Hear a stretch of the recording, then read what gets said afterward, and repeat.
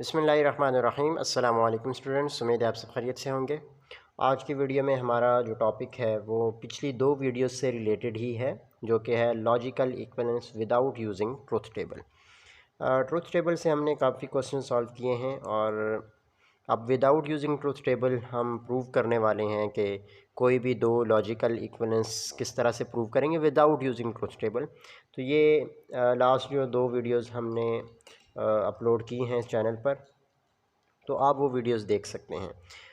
ख़ुसूसन जो पहली वीडियो है वो, क्योंकि उसमें हमने फार्मूलाज़ वगैरह डिस्कस किए हैं, तो काइंडली वो वीडियो पहले देखें ताकि आपको फार्मूलाज़ वगैरह हैं उनका पता लग जाए कि कौन से फार्मूलाज़ यूज़ करने हैं, और वो मैंने सारे वहाँ पर लिखे भी हैं और आप वो वीडियो देख सकते हैं। सबसे पहले मैंने एक क्वेश्चन लिया है कि P and P implies Q। तो सबसे पहले तो हमने देखना है कि इस जो भी आपको प्रोपोजिशंस गिवन होंगी उनको हमने करना क्या है। अब मैंने इसको प्रूव करना है कि ये जो प्रोपोजिशन है ये ट्रू है। अब ट्रू कैसे होगी कि इसका जो आंसर है वो ट्रू आता है। आप अगर ट्रूथ टेबल से सॉल्व करेंगे तो एट द एंड आपका जो रिज़ल्ट आएगा वो क्या आएगा, ट्रू ट्रू ट्रू ट्रू। ठीक है, तो इसी तरह इसका आंसर जो है वो टी आएगा। टोटोलॉजी हम प्रूव करेंगे। ये क्वेश्चन जो है पेपर में आ सकता है कि show that the given propositions are tautology without using truth table, या फिर ट्रुथ टेबल से भी आपसे पूछा जा सकता है। ट्रुथ टेबल से तो हम काफ़ी क्वेश्चंस कर चुके हैं, विदाउट यूजिंग ट्रुथ टेबल आज हम डिस्कस करेंगे। सबसे पहले मैं देखूं तो मेरे पास है ये ब्रैकेट, मैं इसको सॉल्व करना चाहता हूँ।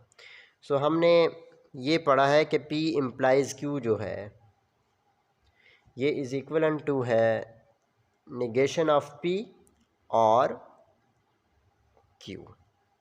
ये दो जो स्टेटमेंट हैं ये इक्वल हैं। ये हमने फार्मूलाज पढ़ के आए हैं जो कि आप वो वीडियो देख सकते हैं। सो यहाँ पर मैं यही वाला फार्मूला यहाँ पर अप्लाई करने जा रहा हूँ।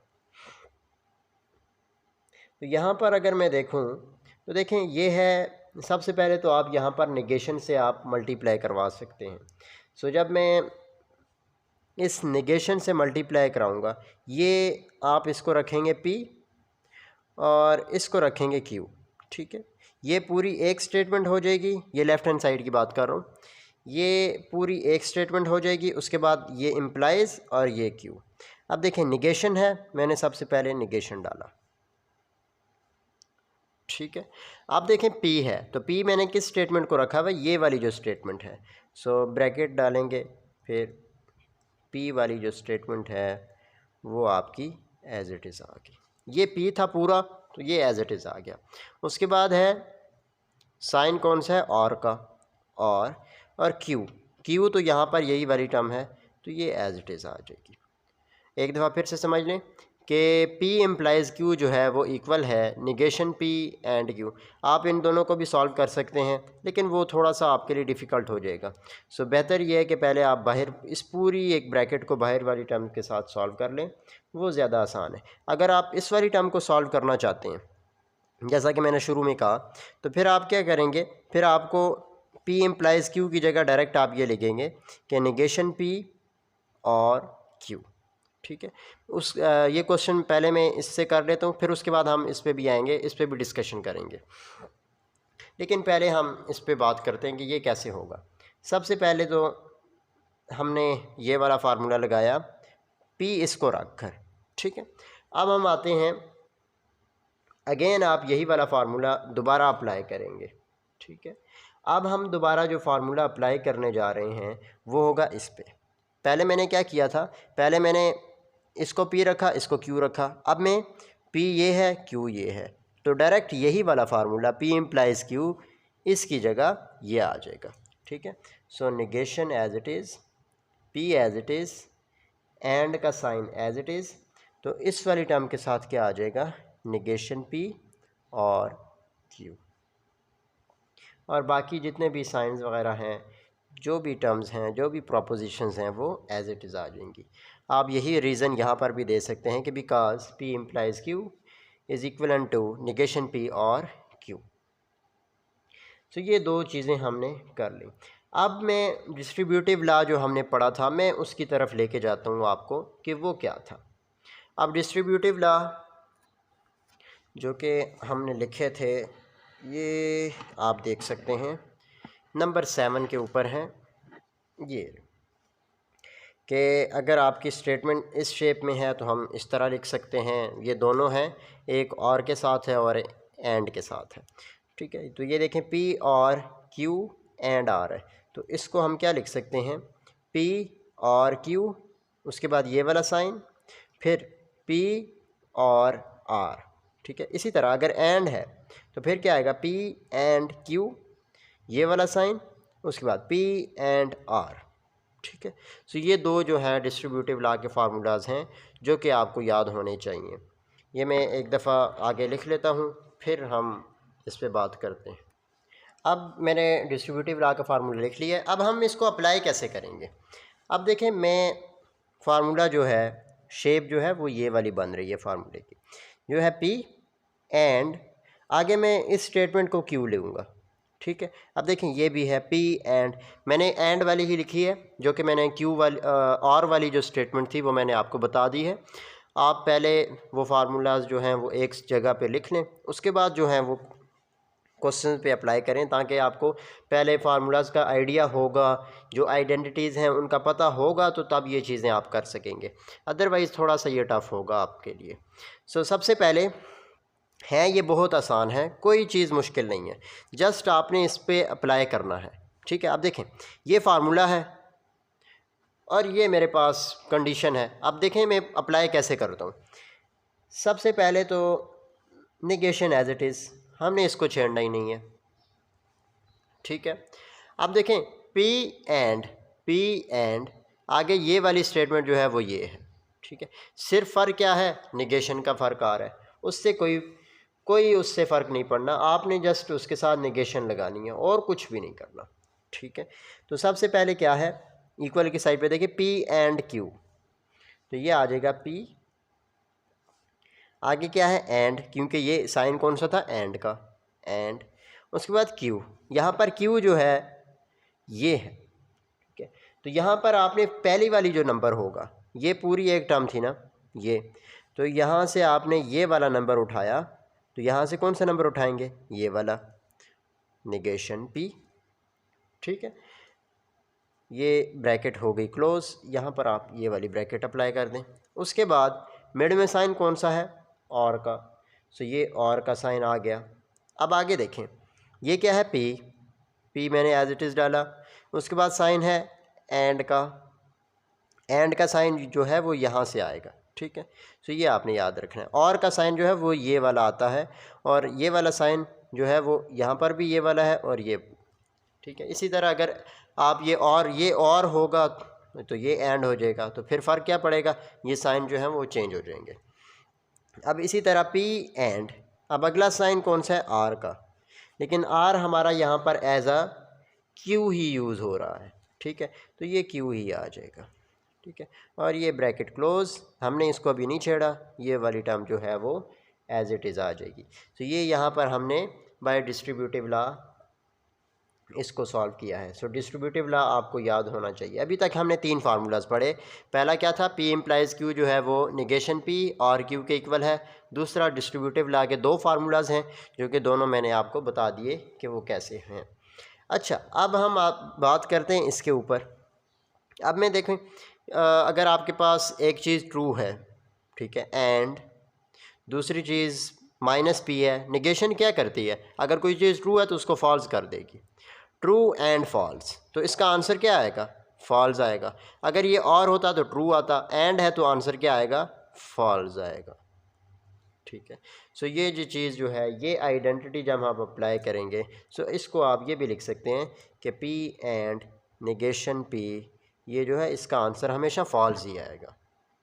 ठीक है, क्योंकि एक ट्रू है दूसरी फॉल्स है, लेकिन एंड के लिए क्या होनी चाहिए, दोनों ट्रू होंगी तो ट्रू आएगा, दोनों फॉल्स होंगी तो फॉल्स आएगा। सो इस केस में यहाँ पर जो है वो क्या आएगा, फॉल्स आ जाएगा। सो निगेशन एज इट इज़, इसकी जगह हम आप पुट कर सकते हैं एफ। ठीक है, ये वाली स्टेटमेंट एज इट इज़ आ गई, और बाकी अभी हम इनको फ़िलहाल नहीं छेड़ रहे, तो ये जो है एज इट इज़ आ जाएंगी। अब जी हम आते हैं अगले स्टेप के ऊपर, उम्मीद करता हूँ कि यहाँ तक आपको क्लियर होगा। अगर कोई क्वेश्चन हो इनमें तो आप बेशक कमेंट सेक्शन में क्वेश्चन लिख दिया करें, मैं इंशाल्लाह वो आपको आंसर करूँगा कि ये चीज़ें कैसे हुई हैं। क्योंकि स्टूडेंट्स जो हैं वो यही सवाल पूछ रहे होते हैं कि ये हम कैसे होगा सर, किस तरह से है। सो इंशाल्लाह मैं कुछ अरसे बाद लाइव भी आऊँगा और फिर हम इन क्वेश्चंस को या फिर जो भी हमारे मेन टॉपिक्स होंगे वो हम एज अ लाइव वीडियो पे हम डिस्कस करेंगे, जो हम होगा जितने बड़े टॉपिक्स हैं उनके लिए। सो जो बच्चे उसमें शामिल होना चाहते हैं वो कमेंट में बता दीजिएगा, क्योंकि जितने ज़्यादा स्टूडेंट्स होंगे उतनी फिर मेरी तरफ से भी कंट्रीब्यूशन होगा कि मैं ये चीज़ें बच्चों के लिए करूं, कोई देख रहा है तो ये काइंडली आप इनको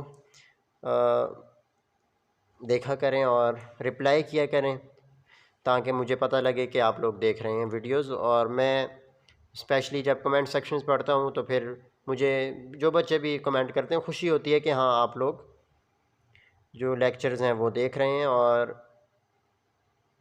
इंटरेस्ट ले रहे हैं टॉपिक्स के ऊपर।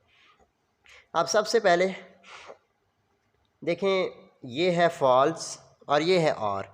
अब देखें एक चीज़ फॉल्स है और एक और। अब ये अगर ट्रू हो या फिर फॉल्स हो, ठीक है। अब ये सारी जो चीज़ है ये डिपेंड किस पे करेगी, इसके ऊपर। देखें अगर ये चीज़ ट्रू है तो आंसर ट्रू आएगा, अगर ये चीज़ फॉल्स है आंसर क्या आएगा, फॉल्स है। मतलब डिपेंड किस पे कर रही है, सेकंड वाले नंबर के ऊपर। अगर ये इसी तरह यहाँ पर अगर ये ट्रू है तो आंसर क्या आएगा, ट्रू आएगा। अगर ये फॉल्स है तो आंसर क्या आएगा, फॉल्स आएगा, ठीक है। सो इसको आप अब रिमूव कर सकते हैं। सो ये आ जाएगा निगेशन पी एंड क्यू, और बाकी जो है वो एज इट इज़ आ जाएगा क्यू। अब आप इस निगेशन को अंदर मल्टीप्लाई करा दें।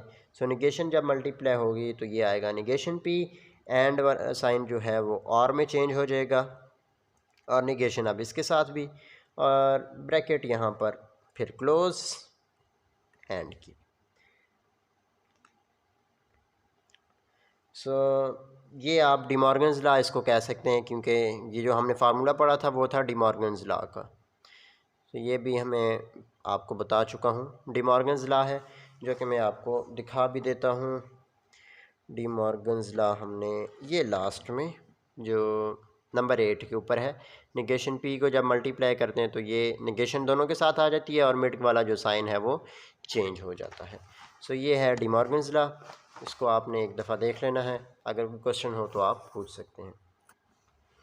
अच्छा जी, अब इसको हम ये भी लिख सकते हैं कि निगेशन पी और निगेशन क्यू और क्यू। अब मैं ख़ाली इन दोनों नंबर्स को देख रहा हूँ, पहले नंबर को आप छोड़ दें। यहाँ पर अगर ब्रैकेट लगाना चाहें आप ब्रैकेट लगा सकते हैं, फिर आप साथ लिख सकते हैं कि बाय एसोसिएटिव लॉ, तो लेकिन ज़रूरत नहीं है उसकी। सो ये आ जाएगा निगेशन पी। अब वही वाली बात जो हमने यहाँ पर पढ़ी थी कि मिड में क्या है, और है, एक ट्रू है दूसरी फॉल्स होगी। अगर ये ट्रू है तो यहाँ पर जो नंबर है वो डिपेंड किस पे कर रहा है, ठीक है। एक नंबर पे एक ट्रू होगी तो दूसरी लाजमी बात है फॉल्स है, क्योंकि उसके साथ निगेशन है। सो इन केस आपका रिज़ल्ट जो है वो हमेशा ट्रू ही आएगा। तो ये चीज़ आपने याद रखनी है कि एक चीज़ अगर पी जो है और उसके साथ निगेशन पी है, ठीक है, सो ये इक्वल किसके होगा, ट्रू के। इसी तरह अगर पी है एंड निगेशन पी है, सो इसका आंसर जो है वो फॉल्स आएगा। तो ये दो चीज़ें जो हैं ये मैंने यहाँ पर बता दी, जो कि हमने पीछे क्वेश्चंस पे भी अप्लाई किया है और फार्मूलाज में भी पढ़े हुए हैं, तो ये आप वहाँ से देख सकते हैं। अच्छा, अब है निगेशन पी और ट्रू। अब देखें अगर मेरे पास पी ट्रू है तो इस पर निगेशन लगाएंगे तो ये फॉल्स हो जाएगी, फॉल्स एंड ट्रू, सॉरी और ट्रू।